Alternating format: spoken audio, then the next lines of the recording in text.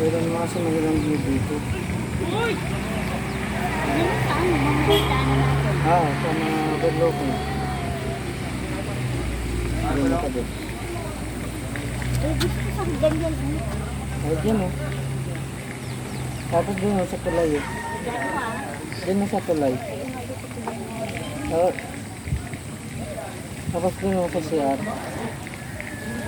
Paano Ito si F sama.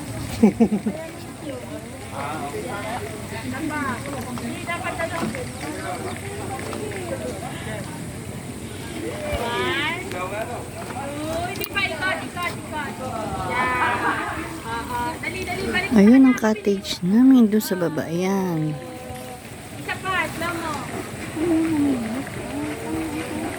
Nasa kubo na yan dyan si Yuri. Si Aki tulog. Si Ford. Ayan.